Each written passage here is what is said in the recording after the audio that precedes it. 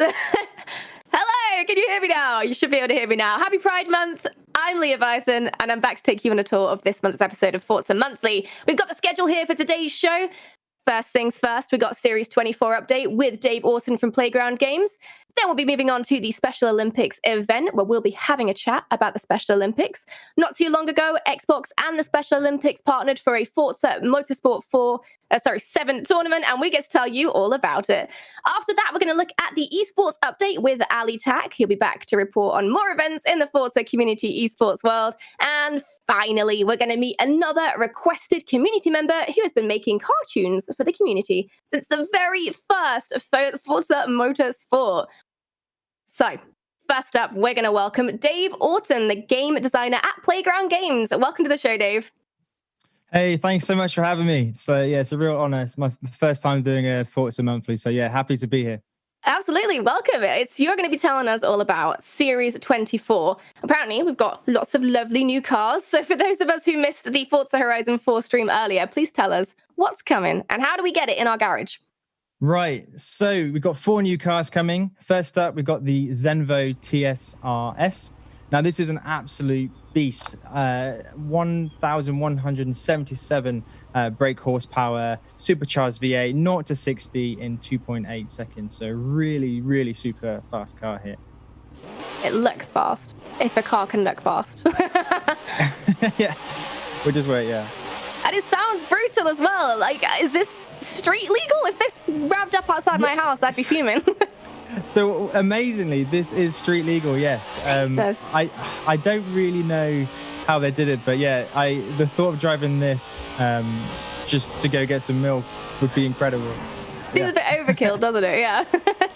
And I hear the wing on this car is its claim to fame, if you want to tell me more. Yes. So this has a really cool wing that not only moves forward and backwards, but also left and right, depending on when you steer. And the reason behind that is to give you a real increase in grip. So yeah, it's a super amazing part of engineering. And obviously we've got all that detail locked up in Forza Horizon. So yeah, really, really cool car. And you'll be able to get this by completing our new feature, which is a photo challenge. We've got a new photo challenge in summer called #TheHeadlineAct. So head over to Festival Playlist, complete that challenge, and you'll be able to get your hands on your very own Zenvo TSRS. If you can hear anything else alongside it while you're driving it. So let's move on to the next one then. Yeah.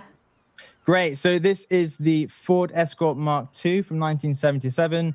250 brake horsepower, inline-4 engine, really awesome rally car that was driven by lots of notably awesome drivers, notably Bjorn Weregaard. He was the first WRC champion in this car. He used this very one here. It feels like to me this is like the classic car of cars. This is like the car that my dad always went on about, his favorite Ford Escort. Yeah, it's super awesome. It's a really, really great rally car that's just built for rugged terrain, but it just looks cool as well. I just love the look of it. It's super fun. Well, the classic sort of box shape going on. And apparently this car is related to a little story behind another car. So we're adding another car, the GT70, which we'll come to in a bit.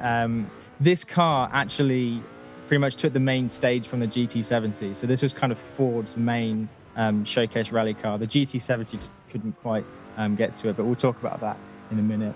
You can get this car by completing 50% of winter in the festival playlist. There you go. You can have the, well, I say iconic. Every car is iconic in its own way, isn't it? I feel like every single one is its own story. Yeah, exactly. We picked them because they're all, we picked the iconic ones. So it doesn't, it makes perfect sense that they're all iconic. It's great. Absolutely. Let's move on.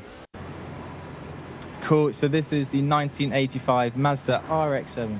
Beautiful car and the first generation of RX-7. Absolutely awesome. Very, very iconic. I'd say in terms of Mazda, it's one of the most iconic cars that they put out. It's got a really cool rotary engine as well.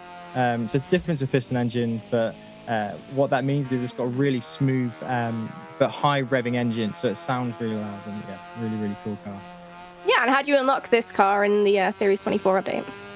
So you'll be able to unlock this car by completing the adequately named Midtown Mazdaness Championship, that's the one, in spring, festival playlist for spring. So make sure you hop into that season event, complete it, and you'll get your very own hands on the first RX-7. So yeah, super exciting.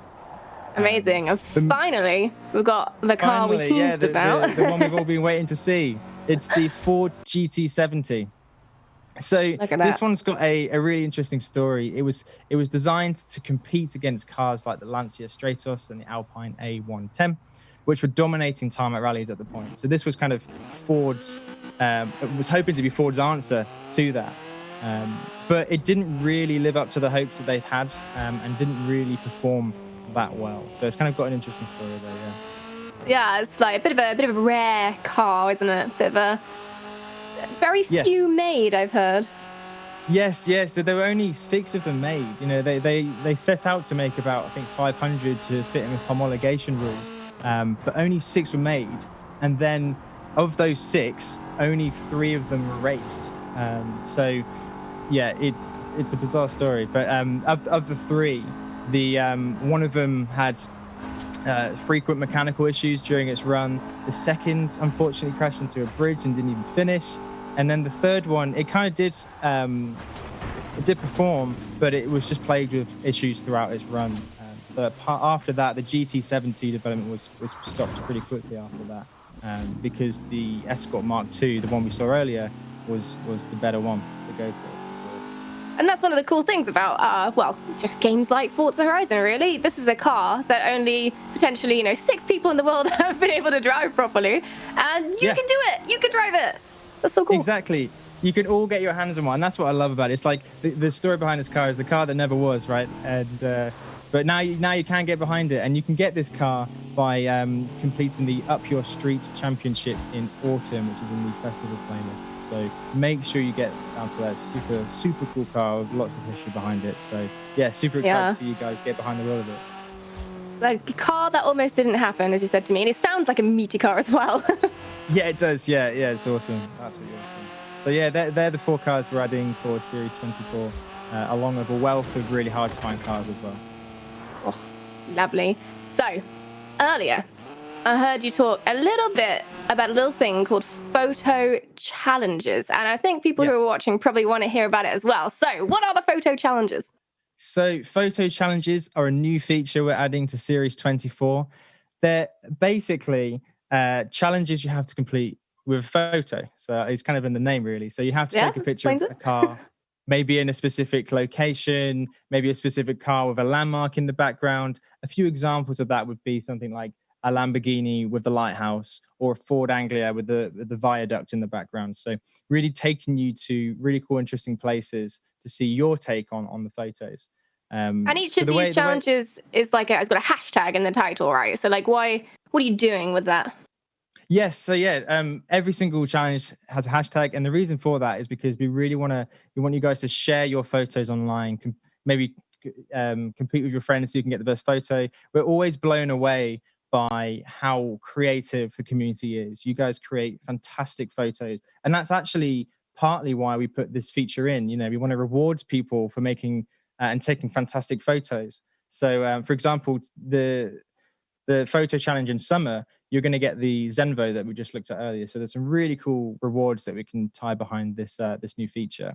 But definitely want to see what people can do, how creative they can get. If they, the best ones will be featured on our streams as well. So we really want to connect the things you guys are doing on social media to the game. That's so cool. And I mean, like, what kind of challenges should we be expecting to see then? What kind of things you got lined up? Yes, well, let's walk through this one. So if you go back to the festival playlist picture. Cool. So here it is hashtag Muddy Good Time, and you got to take any extreme off-road car and take a picture of it at the Mud Kickers Adventure Park. Those cars were built for that location. And what you do, if you go to the next slide. So you can see here, we've actually added some photo challenge UI, and that gives you kind of real-time validation of whether your photo is going to complete the challenge or not. For example, here, the photo contains the Mud Kickers Adventure Park, but the photo is taken within the Mud Kickers Adventure Park, but it doesn't contain an extreme off-road car. If you go to the next slide, again, conversely, this photo contains the trophy truck, but it's not within the Mud Kickers Adventure Park. And So when you go into photo mode, you take your photo and you'll get this UI that tells you if you're on track to completing your challenge or not. Very helpful. So even if you're not super knowledgeable, you'll still be able to get a little hint if you're in the right direction or not. Yeah, we want to point you in the right direction, and it felt like we needed that kind of feedback to give to players. And if you go to the next photo here, everything's golded out, 2 ticks. Photo contains the Extreme Off-Road car, and it's taken within the Mud Kickers Adventure Park. Really cool photo finish. And yeah, so for 100%, be creative with these photos and show us what you can do. You get rewards. So here you get super wheel spin and 1,000 influence to your photography thread. And then there's lots of rewards tied in with that as well. So super exciting. Cannot wait to see what you guys do with these photo challenges. Absolutely. Thank you so much for joining us today, Dave. The Series 24 content update will be available tomorrow for you guys to get your hands on. But next up, we're going to talk about Forza's involvement in the Special Olympics. So take a little look at this.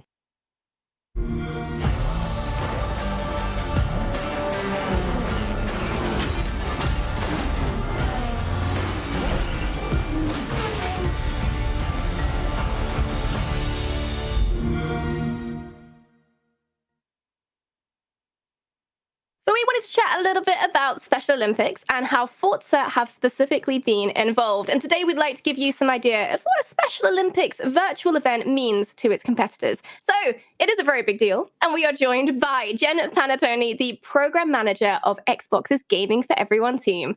Jen, thank you so much for being here. Welcome. Thanks for having me. Love it. No, absolutely. I mean, so what can you tell us about Gaming for Everyone, and so how is it involved in this initiative? Yeah, absolutely. So Gaming for Everyone is Xbox's commitment to making sure gaming really is a place where everyone can have fun. And there's a lot that goes into that, but focusing specifically on the Special Olympics, Microsoft has been partnering with the Special Olympics since 2014, and we were approached back in 2018 to do a tournament at the USA Games, which is still one of my favorite things I've done to date. And then with the whole pandemic happening, Special Olympics, they're great partners with Microsoft, reached out to us and said, hey, can we do it again? And we're like, sure, let's try it. It's going to be totally different, but we'll figure it out. It sounds like a pretty big challenge. And so how did Forza specifically become a part of this?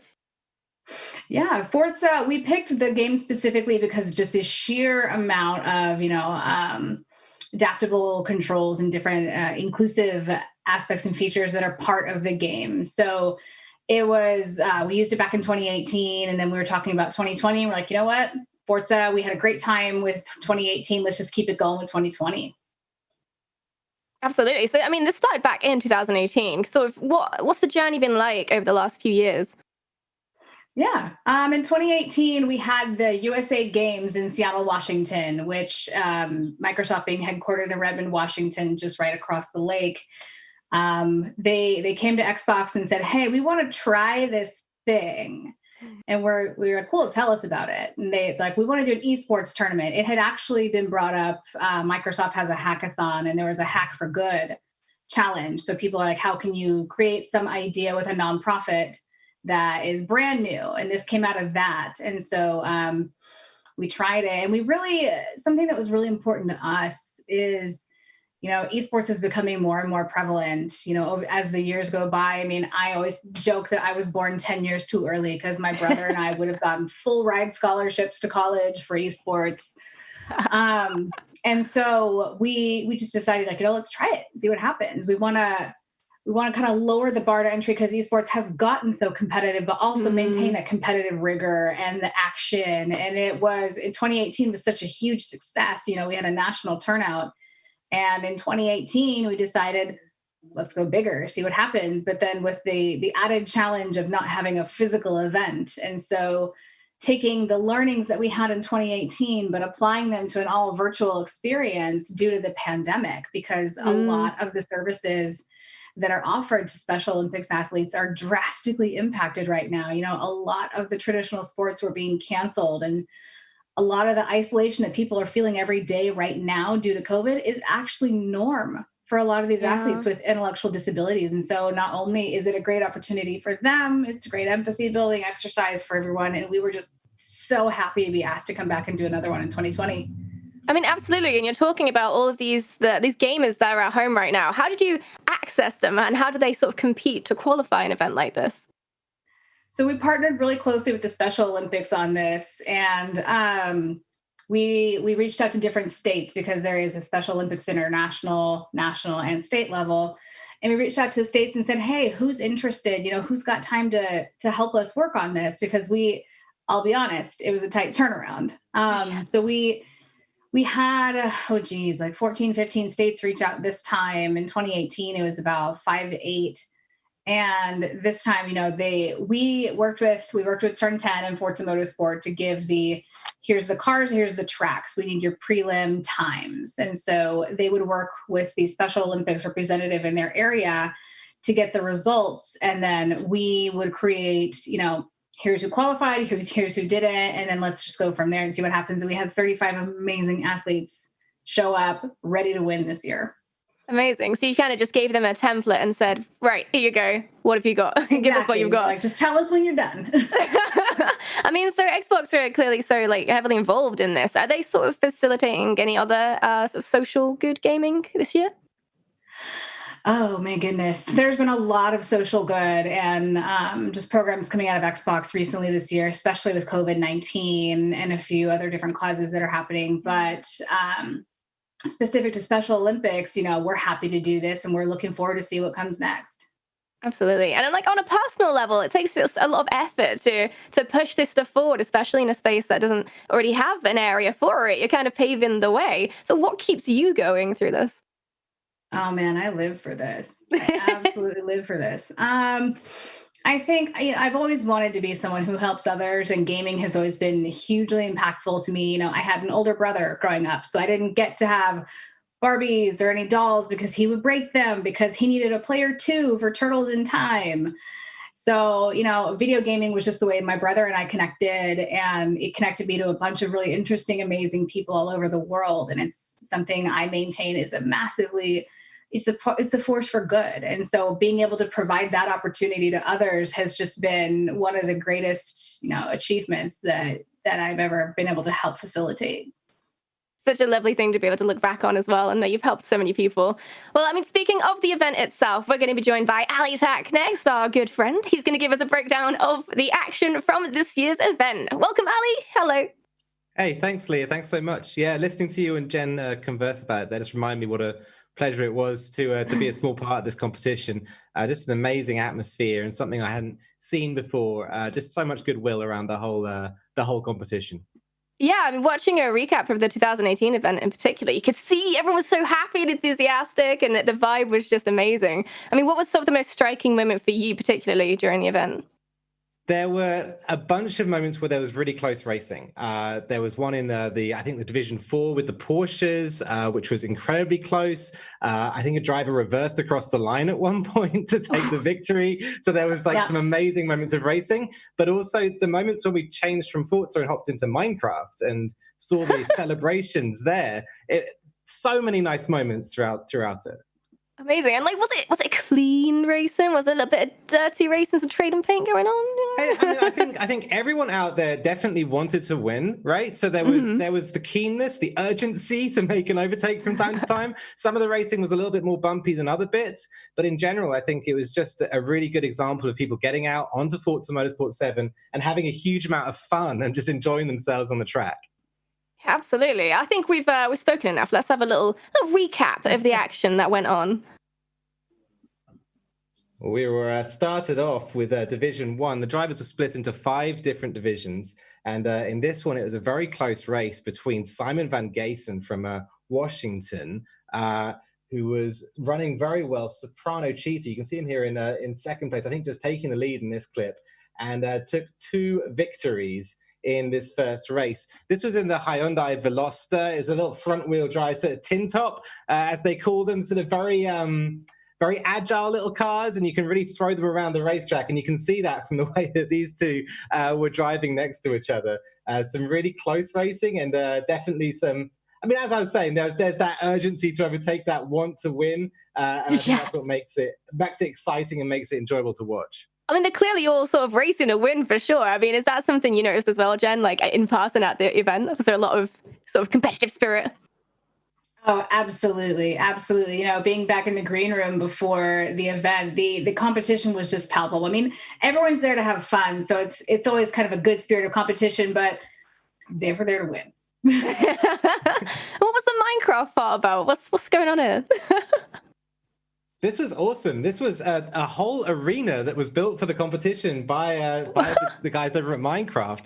It was so great. They had like a green room in there underneath the flame. They had bits and pieces. They had these flags that I'd never seen before. Turned out they were state flags for different parts of the US, as I've been learning since. This is Ali, I actually brought you a prop. I brought a little reminder in case you wanted to see. Our good old buddy, the Minecraft chicken, which Ali can get to in a little bit. That's amazing. Wow. I initially thought he was a seagull, so... Not much for a Minecraft player, then. We were just watching Tim Dempsey, who was the 2018 champion, take victory in Division number 2. So that's what we saw just there. Tim was the driver who threw it backwards in his final race, reversed it across the line to take his second victory. It was an awesome race. This is Division number 3 now, which I think the drivers here were in the Porsche. That's right, the Porsche GT4. And some really good racing here between Kenneth Tillman ultimately was one of the drivers who did really well here. Dragon Lord 9100. So cool because he loves Dragon Ball Z. And his power level is well over 9,100, as you see right there. Amazing. But it's interesting as well, seeing such a wide variety of people coming with all the gamer tags. You're seeing so many different stories playing out. Yeah, I had the co-caster I was with, Hannah, was chatting about getting some inspiration for her gamer tag while we were out there. This is a very fertile field of places to pick up some ideas from. I think her favorite gamer tag was Mr. Crab Feathers, if I believe correctly. Brilliant. I think that's the best gamer tag I've ever heard. Mr. Crab Feathers. So good. Look at him go. Wow, yeah. So, and then we had another awesome clip, apparently, so I've heard, with one Colton Rice, who had a double win. Double win. So the final division, this is division number 5, was Colton Rice taking on Jonathan Blackman. Those two had a really close race over 2 rounds. It was really excellent to see. And Colton especially put together this race paint that was it was awesome on his NASCAR. It had like a little sort of Colton written on the side and had his I think the US flag on top. And the whole thing was very cool. It's just great to see the drivers out there expressing themselves on track and I think just enjoying the tools they had to work with from Forza Motorsport 7 in order to just have a good time and enjoy themselves. Yeah, really, really cool racing, especially in that 5th division. You can see it right here with Colton. This is his rival, Jonathan Blackman, getting a little wide, and Colton threw it straight past on this run. Wow. So much speed carried through it. He took advantage of that gap, didn't he? Yeah, right. Yeah, exactly. He saw the gap and just pinned his throttle and went for it. Absolutely. You love to see it. And this is the run up to the line in the end. So Colton taking his second win. We're on board with Jonathan Blackman, but up ahead, Colton Rice did take that victory and made it 2 for 2. It was some great racing and well-deserved trip to the top of the podium for Colton Rice. Absolutely. There's no holds barred there. The racing was still as close as it could be. Like there was, as you say, no holds, but it was serious out there. They're both races. There was like very close battle between first and second at Watkins Glen initially, and then at Road America, as we just saw. And both of them were these kind of passes which kind of had you on the edge of your seat, like they're about to clatter into each other and ruin each other's races, and you don't want to see it. The skill of the drivers coming through in the end and showing us just how skillful they are at placing their car inch perfect on that track. And that's, I think, one of the other cool things is you're seeing a bunch of drivers who you might not have seen in the limelight before. You don't know their styles. You have no idea what to expect from them in terms of what you're going to be watching in a race. It's amazing. I completely agree. And that comes back again to the great work that Special Olympics did in putting the people in qualifying through into the event. I was just blown away by how competitive every lobby was and how fun it was to watch. And with that in mind, is there anything you think sort of like the esports pros out there could sort of learn from these players? I think definitely. There were so many moments throughout it where it was just a race looked like it was over, or people, had a crash at the start of the race, and these drivers were just able to get back on track, get their heads down, and come back and secure really strong results, sometimes winning the races. And that was just so prevalent throughout the whole competition. And it's that ability to, and it's an athletic ability. That's why we're seeing it from these Special Olympics athletes. That ability to always pump yourself back up, splash some cold water in your face, and say, "All right, I'm going to get after it. In the second half of this race, I'm going to win this thing." Absolutely. Is there anything you would add there, Jen? No, I think Ali, summed it up really, really well. I think one of the things that we, Microsoft and Xbox wanted to do is we'd be remiss without, in 2018, we got custom jerseys made and we had kind of the whole physical experience. So we are mailing all the athletes custom esports jerseys we made for the event.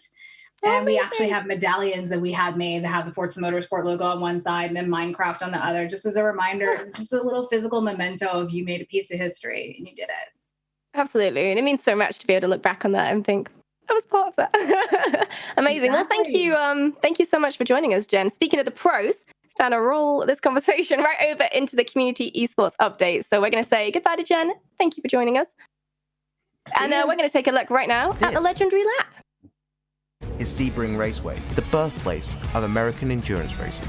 The Acura NSX looks good, but completely stupid.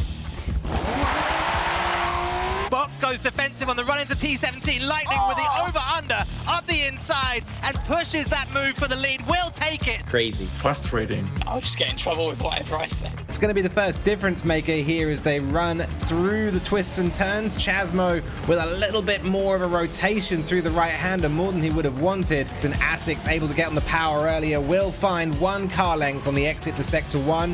April 1955, the date of birth of the road America. One of the few tracks in the world to maintain its original configuration since the track opened. It's a 1969 Chevrolet Nova. Whether it's roll racing on the highway or body rolling around the racetrack, this all-star and American sleeper is a joyous handful. First of all, I have to say that it's a pretty addictive combination. The mix between the car and track is perfect to have fun in the lap. On the edge of my seat as we exit the corner, Mango with a big spin and 2 cars on the outside. That's Hydra and Handicap both off the track on the exit to Canada corner. We're straight into an important turn, and it's all aggression through the kink for Wesley. See that lean angle, unbelievable. But Bokit has a trick up his sleeve. That's right, we're going to watch it again. That was a clutch kick at 100 mile an hour. Beautiful execution there. The Cadillac ATS-V. Modern American muscle tucked into a luxury sedan. Home to indisputably the most iconic race ever in the history of motorsport. You'd be a fool not to treat Bugatti with respect. Find the line between perfection and absolute chaos as this car just rolls severely around every turn. As you can see here, this long right-handers. LZR Force 1 powers down to the line, takes victory. The best battle I've had in any FRC. Hey, we're back with Ali. Welcome back again. It's time for the Forza Community Esports news. So we've just seen a little legendary lap video. It looks like it finished quite strongly. I mean, Legendary Lap was so fun. Actually, watching that video got me so hyped for it again. I'd forgotten so many bits of that. Legendary Lap was our chance to look back at some of the most iconic driver and car combinations from Forza RC history. And we jumped into just some great little battles. You saw there the Chevy Nova around Road America. Looking back, that was Jay Rich from MGC. We were celebrating the Chinese driver.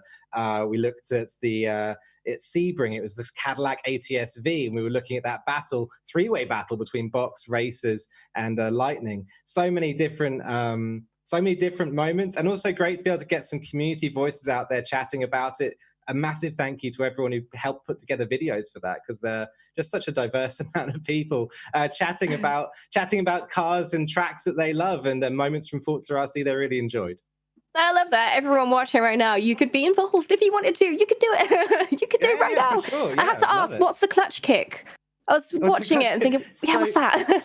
What he was doing was he was on the mid corner and he engaged the clutch. So he took the engine's power away from the rear wheels, revved the engine up with his other foot, as you would if you do an uphill start in a car, And then at 100 miles an hour, once the revs were really high and the engine was in its power band, he released the clutch, and it just gave a little bit of extra power to the rear wheels and tweaked the rotation angle of the car coming around the corner. The skill of doing that and making it faster. Like, I can do that, but it's not faster. I'm in the wall. I was going to say, it sounds like such a precise maneuver to be doing it at that speed as well. Like, Jesus.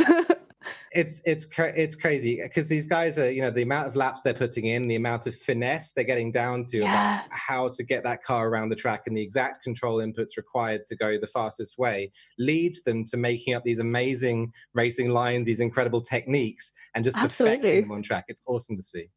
It cannot be underestimated how much skill it takes to do that effectively without crashing. I mean, did any of the sort of drivers sort of rise up to you over the course of the events? I saw we had Chasmo, was it, particularly noticed there? Chasmo did a great job. Yeah, he was really strong throughout the competition. I think he let it down a little bit in the first round and then came back throughout the competition. So that was really good to see. I think no one was surprised to see Lage. And I don't know if you can call it rising up, because he's already so high up in everyone's consideration, and rightly so. Won, I think, 5 out of the 6 events out there, and it just shows how incredibly good at Forza Lage is. And it's very difficult to show that, because he's always so smooth, always so controlled. When you watch his laps, you're like, that, but that's what I'm doing. That's what I'm doing that. And he somehow is another 3 seconds faster on the road. So an incredible driver.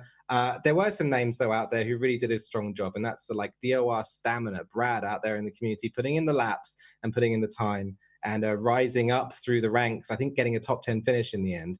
And the same goes for GG Racing, who somebody else who clearly was putting in some hours, putting in some effort onto that. And you love to see how much that effort pays off in terms of results at the end of the day. Well, yeah, speaking of that, like, you don't want to assume, I don't like implying when you say, did anyone surprise you? So I'm implying that maybe you weren't expecting much of them. but I love seeing new people rising up, like through the ranks, if you like. If it was the case that, it's always the same finishing order, then you might as well almost not have the competition. Just mail the prizes out, get it done. So that's what I love to see. Give them the money done. Bye. It's a great question. Yeah. Yeah, absolutely. So, I mean, that wasn't the only special event in Forza Motorsport 7. Let's see what else happened around the community since our last Forza Monthly.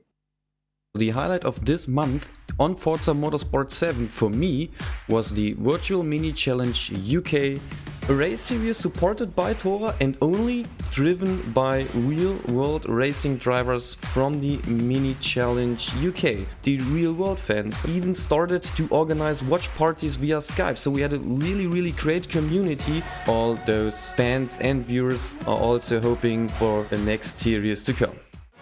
Lights out, away we go. Good start from the Honda in the middle of the grid. 3 wide down the main, down hanger straight. Is Skunko about to get shuffled down the order pretty quickly. Still 3 wide as they come into shot. Cream just has the lead, and Sean sends it around the outside of the Honda, but doesn't quite have the grip to get it through, as Howard Fuller's in there as well. Fuller sent it down the inside of the 55 car. Composes Howard Fuller of that podium place. Cream though, right under the rear wing. They send it to the inside. Contact, they're in the barriers. They're in the barriers, the leaders are in the barriers. Sean at the Audi's come through. Sean has stole it. Sean has nicked it.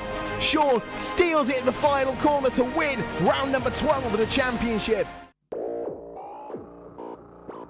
4 drivers had fought their way through the top 32 bracket to meet in the semifinals. The viewers had witnessed thrills and spills.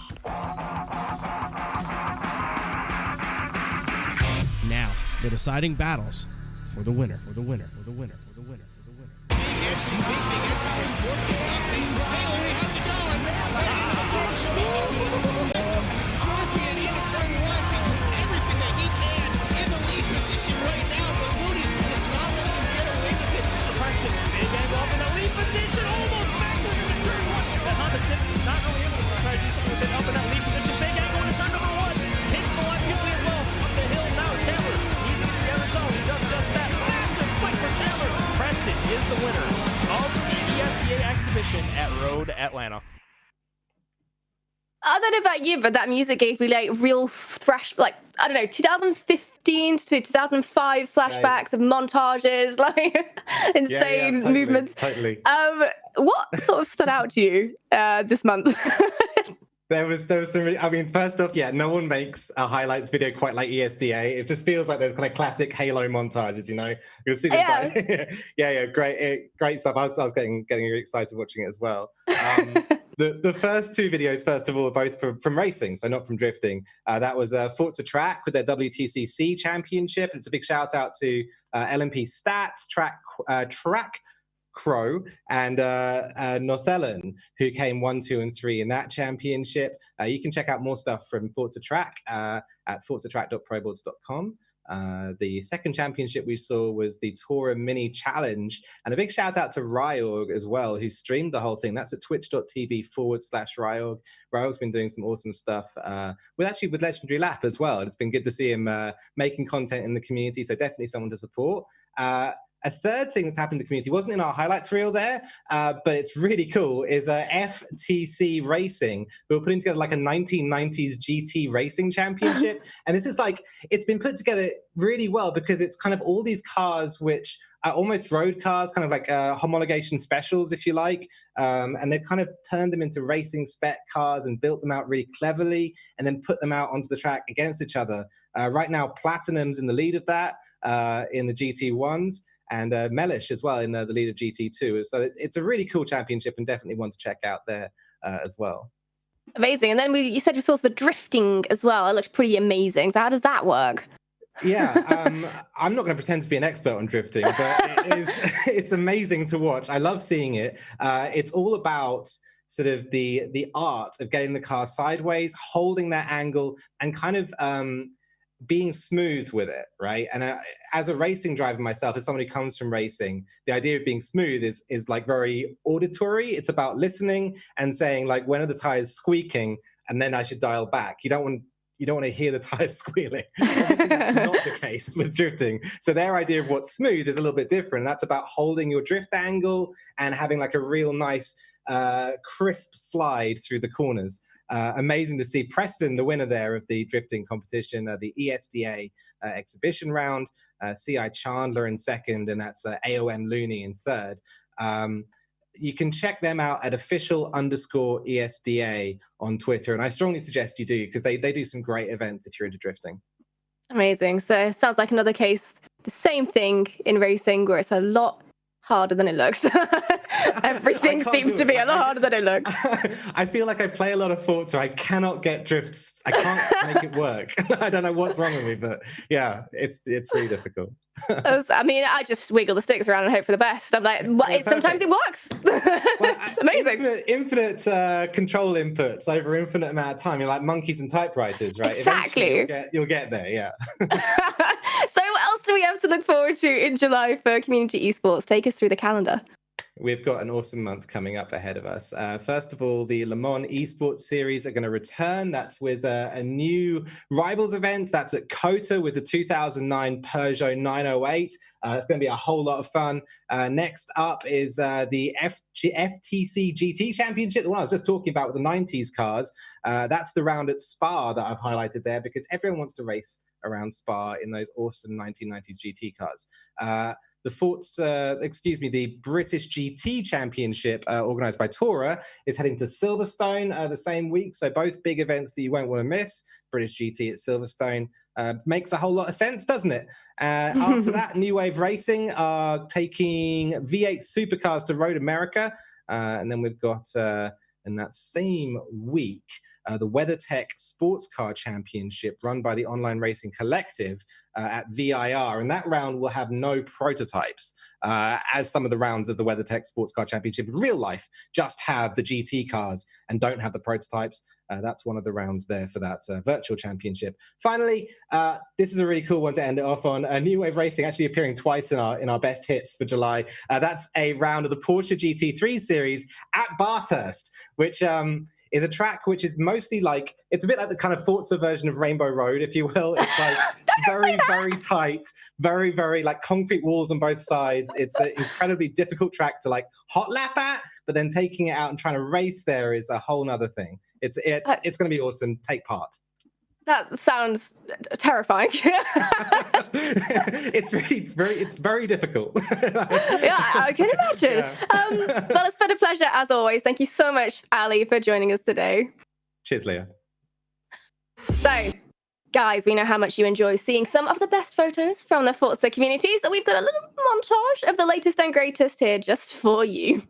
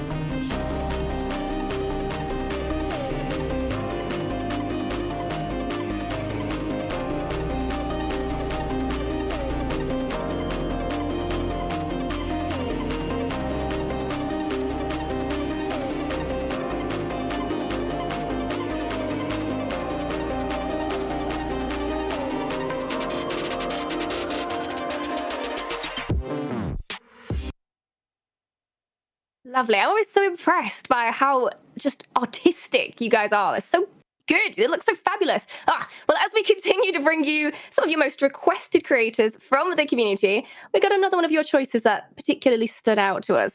You know him as PTG Jaime, and he's regarded by many as the Mozart of tunes in Forza. Welcome to the show, Jaime. Hello. Hi, thanks for having me. I'm a little too humble to have that kind of an intro. The Mozart, I don't know about that, but I appreciate it, and I want to say hi to everybody in the Forza community, and Mixer and Twitch and everybody all through the years. It's been nice. I mean, hearing about your history, I feel like it sounds like an earned title, but let's have a little chat about that. Where did you start with Forza? You've been going for a very long time. Goes back to May of 2005. Wow. The very first Forza that came out. Just started playing like everybody else, and just got into the craft of tuning and trying to make stuff work for everyone who wanted to be competitive in a lobby and go out and maybe set some personal best times on rivals, things of that nature. And I've just been working on it since then. I love that. I love that. You know, some people, you start a racing game and you want to be the best, the fastest racer. And for some people like yourself, you want to be able to make the cars the best they can be inside the game and work to the limitations you got. It's really cool what you've seen in the game. The question that everyone sort of dreads is always the numbers. Like, how many cars do you think you've tuned over the years? Yeah, that's well over 1,000. There's no doubt. I mean, just in the stuff I have on spreadsheets right now within the recent games, just coming on the Xbox One, adding all of the ones I did on the 360 and the original Xbox, I definitely am over 1,000 tunes that were out there. I love that you have spreadsheets for them as well. You keep track of everything. That's so much more organized than I could ever be. There's no other way. And then, I have little side notes if it has like the Forza Aero, if it has stock tires, what it's used for. I have drift tunes. I have off-road tunes for the Horizon series. Wow. On-road, off-road. Then you have, ones that could take jumps. There's so many different ways that the community uses the shared tunes that I just kind of kept adapting to where and what the needs were. That's amazing. And like you said, that's 1,000 individual cars as well, not even just configurations. Yeah. That's unique cars. That's amazing. Yeah, there's a lot of them that have more than one tune, but it's definitely over 1,000 particular vehicles in total. Crazy. So I've heard something that sounds a little bit ominous. Can you tell us a little bit about the Doom IndyCar? Oh yeah, that one is the first big piece where I got into the community spotlight, if you will. The Scottish Sun, PTG Stuzy B85. He he painted the Doom Indy car, and we were on the Scottish Sun paper. Wow. There's actually an ad in there where we're featured, and that was for the Indianapolis 500. Wow. How long ago was that? That was in 2016, so May of Wow. 2016, Memorial Day week. How many copies of that paper do you have? Just like waiting to frame. Yeah, just the one. He sent it to me, and that's the first time I was like really recognized by anything. And the article is small, but it was written by Stuart Cullen of the paper, and it's fantastic write up. So I've been following him since then. And a big shout out to Stuzy for allowing me to tune the car for him.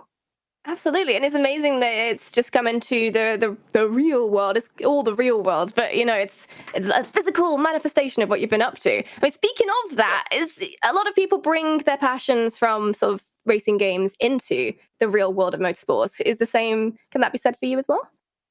Absolutely. If anybody follows me on Twitter, I'm at racetracks all the time. I take pictures. I share pictures of some of the rarest cars in the world that people have only seen on computer screens or watched it on television. I was here for the Koenigsegg Jesko premiere that was here in North America. I've been in, touched, saw most of the rarest cars on the planet. Wow. And my family comes along with me. And like for Road America, that's my home track. I'm only about 90 miles away from there, so I can get there pretty quickly. Kind of like gotta catch them all kind of thing with all the rare cars out there. yeah, I've been able to do that. So, and that's on the side of doing everything like within Forza. I mean, so my passion for vehicles and cars and racing in general is something I take very, very much to heart. Yeah, it cannot be understated. I mean, so you've got a few pro tips to share with us right now, I've heard. But to start that off, what does actually tuning a virtual vehicle mean? What does it do? Well, to make the vehicle that you're tuning work for the particular way you want to drive it. If you are in Horizon, you want to go off-road, there's going to be a separate way to tune an off-road car than there is going to be for Forza Motorsport 7, where you're going to be dealing with a lot of smooth tracks, besides Nürburgring for the most part. So the tuning ways are so vast, and in drifting tunes as well, just completely different. So the presentation that I have here today, we'll go through that. So right away, we'll start off with tire pressure. And what you want to do in both games, Horizon and in Motorsport, is you want to try to stay between 32 and 33 PSI while you're testing your tune. Tire pressures are very important for the way that your car is going to react, if it's going to be lazy on turn in or if it's going to be really sharp. So the higher the pressure, the lower the pressure. When the tires are warm, you want to make sure they're at 32 to 33 PSI. And it's like 2.2 bars, if I'm correct. So when they're warm, so you got to do a lot of telemetry watching on that. And would you say that sort of mimics real life in the game as well? Is it quite a similar setup as you do in real life? Well, sure. I mean, if you've ever driven a car with a flat tire, you're not going to have a good time turning. So if you have both tire pressure, you could, the thing doesn't work correctly. Yeah. So you definitely want to watch that. Yeah. Amazing. So if you go on to the gearing, that is another very important piece. That's going to be a huge advantage to you, especially on launch. So whether it's a rear-wheel drive, front-wheel drive, or all-wheel drive, you're just going to have to make sure that every shift that you do, you want to make sure that you're getting all the torque and all the horsepower matched up into every gear. So every time you shift, you are getting the maximum of each gear. And so that's really important because you're coming out of a turn. You want to have that power. You downshift, you upshift, whatever it is that you're doing. You want to make sure you're getting the most you can out of that vehicle. All right, now what? What's next? If you've done this, you've done your tire pressure, you've done your gears. To alignment, yeah. So, for example, alignment. So I have this RC car here, and so there's camber that's involved. So when your camber is adjusted, whether it's negative or positive, it's going to make the car or vehicle work a lot differently. So you want to make sure that you don't have too much negative camber or positive camber. You want to find the sweet spot of every vehicle, again, and that's by watching telemetry. It's pushing down on the D-pad to get that. And a lot of people don't do in Forza is they don't ever adjust the rear toe. And now that is so that the tires go towards each other, like so, as you can see here. And that will give you a little bit more stability in some of the tunes that you do. Again, it's a lot of testing, and then to make sure that you have the caster set correctly as well, for the fact that that is how it's going to work and how you're going to point the car, and that's where that car is going to end up pointing. So you want to make sure that you do that as well. That's the valuable nugget of information there, is that adjusting the rear toe that not many people seem to do. So that's a little free bit of advice there. Just want to adjust it a little bit. Too much, just like any of the other settings, and you're going to be into the wall or not going where you want to go. So it's important, and those are the details that go into all of my tunes. A light touch. Right, okay, next, onto the roll bars. Tell us more. So the anti-roll bars is an addition to what you do for suspension. So the roll bar will actually go in between inside the suspension here, and you can, even in real cars, they have anti-roll bars, even trucks, whatever you have. And so the anti-roll bar will actually help the suspension in being stiffer, softer, and getting rid of how, like, sometimes you're driving a car that was really old and it'll sway around. In the game, that'll translate as well. And so the sway bars actually, they help that in when you're tuning for all those little minute things that, like, a lot of the esport drivers will talk about, and they know how that works. Yeah. Whereas for me, if I have a car that doesn't drive the way I want it to, I just get a different car. I don't think about the shop, right? You know, that's how it goes. Yeah. Oh, this one isn't working properly. I'll get a different one. This is what I need to be learning. Right. So, and then moving on to the springs, that's another big piece. Is again, I have to go to this. So the spring, as you see here, helps with that. And so softer, it's going to float a little bit more. So maybe that's what you want for more of the off-road. Stiffer is more for like a smooth track where you want to like attack at Monza. As you're going through the Parabolica, the car is starting to, shift and push out. But the way the suspension and the camber and the springs working together will help keep that car on the road and helping you stay in front of whoever is chasing you at the time. That sounds like a difficult thing to balance in Forza Horizon 4. I mean, if you're a casual like me anyway, you're going off-road and then you're on road and then you're off-road and then you're on road. You're all over the place anyway. So for you, I would say we'd go with the maximum ride height. That way you could take the jumps and, fly around and all that. But if you're going to be going for a time trial or a rival event on the Goliath in Horizon 4, you're not going to want the maximum ride height. You're going to want to find out where that suspension bottoms out, what turns that it works, where the drops are, so that you can maintain. And the point of all of this is to keep all of the traction you can on all four corners of your car. So keeping it on the ground is pretty important. Okay. So what's next? Dampening?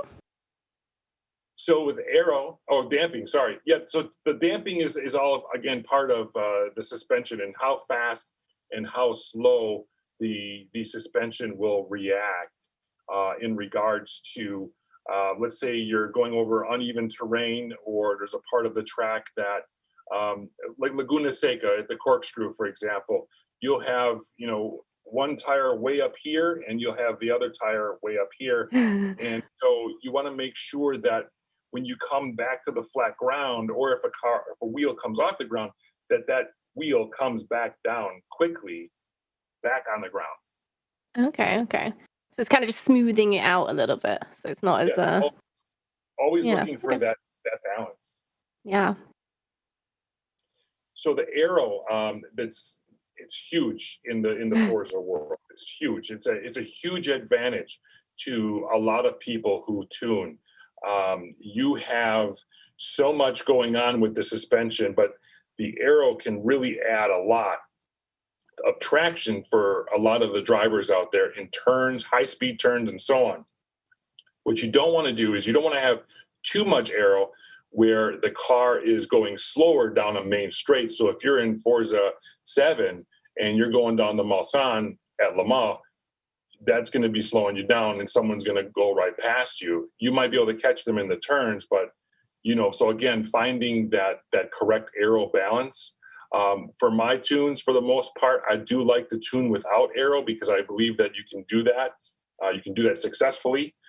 Adding arrow is definitely how you're going to get on leaderboards and things of that nature. But again, a lot of testing, you got to watch the telemetry, make sure that all of it's working together in harmony. But of course, there's some drivers out there that can basically, like in the esports, that can drive things that nobody else can for the most part, like Ali was saying. Yeah, absolutely. So is that your famous philosophy around aero, would you say? I mean, I like to tune without it because I like to make a car work. I like to get into the details and make that car work. Making the suspension work for the car while making the car look like it's stock, without the big wings and things of that nature. So that's one of the things while I tune, that's one of the things that I've always tried to set myself apart from all the other tuners out there, is that there are a large base in the community that loves a stock looking car. And so they call them sleepers and so on and so forth. But I will use aero on some cars as well, especially if I get a request, or if one of the PTG painters has to have aero on there and the big wheels and things of that, I will adjust to that. You're flexible. Yeah, flexible. All right, great. So what's next then? So going into the braking, this is going to be a preference thing. So there are a lot of drivers out there who like a lot of brake pressure, and there are some out there that don't like a lot of brake pressure. So again, when you're tuning a car, adjusting the slides for the balance, meaning 52% on this particular slide, there's a little bit more going towards the front of the car for braking force than it is rear. So drifters do this a lot because they want the rear to slide out all the time. Mm-hmm. So with a race car, you want to find that particular balance. So anywhere between 50 to 55%. So you can really dive into the turns and braking zones before anybody else can. There's a huge advantage. And then the braking force pressure, that's going to be how much that when you're pulling on the brake, whether you're using a pedal system on a steering wheel, or if you're using the Xbox controller, like a lot of people do, that's just going to be how much braking pressure you use when you pull the trigger. So sometimes there are people that run with ABS where they just go all the way down to the trigger.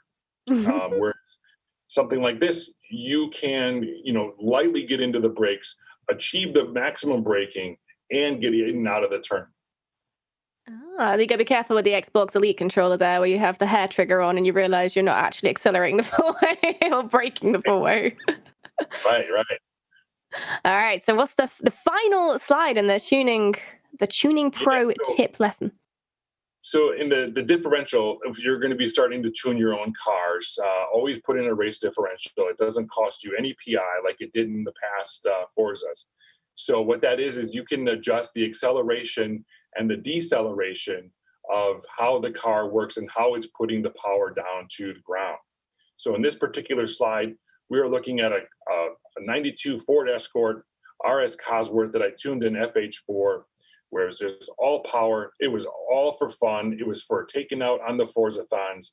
So anytime you hit the gas, that thing will take off like a rocket. So this is an all-wheel drive vehicle. So in the balance, it has 50% going to the front and rear. If you have an all-wheel drive car that is going to be for the road for Forza Motorsport 7, You might want to do 40% acceleration in the front, 60 in the rear, and then you want to do like a 60% to the rear of the power so that maybe you can swing it around turns and things like that. It's all in the game of trying to make sure that you're getting the absolute most out of every vehicle that you drive. And every time you hit a lobby, everybody wants to win. And I think having a good tune is a way to go. It's a good start. Yeah, it definitely. I mean, combined with some fantastic sort of, racing, shave off those seconds and really get you in the lead. Well, thank you so much for that mini masterclass. Before we let you go, though, I've heard there's a little PTG tuning contest going on that people can get involved in. Yeah, that's right. We've got a tuning competition coming up. It's like a tuning mentorship type thing. And right now we're looking at accepting about 30 people into this contest. And you're going to be driving. It's going to be tuned for B class. It is going to be the Volkswagen. It's going to be no aero. It's a 1998 Volkswagen GTR VR6. Very heavy in the front, very powerful car, front wheel drive. So the rules are going to be no aero. You must retain 100% stock appearance, no roll cage. So none of that racy bit. This is going to be about a pure tune. We have a tuning rubric that we're going to use, and everybody that is accepted into the tuning competition, you're going to be graded upon and be looked upon where you can like adjust. Like, does the car work well here, there, and so on and so forth. So there's going to be a lot of details and feedback coming back for all the participants that go in there. And we will be doing that. We'll be sending that out through Twitter and within our Discord, really trying to see if we can accept more people into the tuning contest and, take it from there and help. Maybe there's some great tuners out there that just don't have the recognition. And that's Absolutely. We're looking to, give back to the community as always, making sure that they're involved. Maybe there's somebody out there who wants to learn. This is it. This is the way you're going to learn. You're going to have some of the greatest people, within PTG driving your stuff, beating on your stuff, finding out where it's broken. Maybe it's perfect. Maybe there's, maybe this tuning thing is for you, that kind of thing. Well, thank you so much. I hope you get lots of participation in your contest, and hopefully some of you guys feel inspired to try out some tuning. I know I've definitely learned a lot that I didn't know before. So thank you again, Jamie, for joining us today. You bet. Thanks for having me. I really appreciate it. And like I said, the Forza community, I think, is the best community in gaming. Absolutely. Thank you so much. You bet. Take care. Well, that brings us near the end of another Forza Monthly, sadly, but let's quickly take a look at this week's programming schedule. So we got Verena May will be kicking off her July run of Forza Horizon 4 adventures this week, so join her for a pre-4th of July convoy this coming Friday. You can get your Ali Tack fix again later this week. Can't get enough of him. He'll be back on Thursday with Yachts All-Stars.